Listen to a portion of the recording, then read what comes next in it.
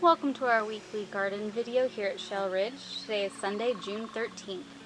First off, we have all of our peppers. They're coming along very nicely. Some of our fruits are starting to come in, especially in the banana peppers. Part of our weekly upkeep with all of our peppers is pinching off all of the lower leaves. This helps the plant produce more energy into growing stronger and getting fruit versus building more leaves. Right here you can see a close-up of one of our banana peppers. One thing we did not mention last week is that we're spanning the beds even further. This is the start of one of our okra beds.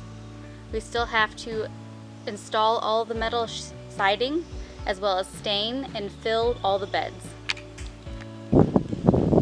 Here's all of our tomatoes. They are growing like crazy each week.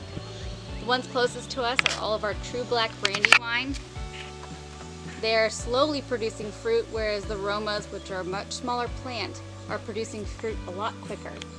Our weekly upkeep is retraining all the plants up the twine, as well as removing any suckers that we can find. Here you can see a sucker on one of the tomato plants. So all we do is we come in here and we just pinch it off right there at the base, and there you go. Here you can see our zucchini as well as our butternut squash.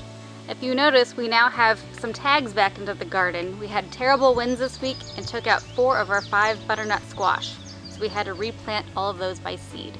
You'll see a lot more wind damage on our spaghetti squash.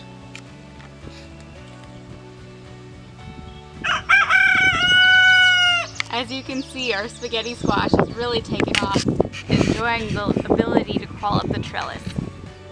As mentioned previously, you see a lot of the leaves look very sad from all the wind damage that they've received. So they're both discolored and kind of torn up. They're slowly coming back.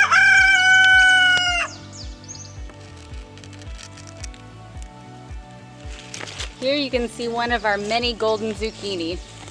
We're probably going to harvest many of them in the coming week.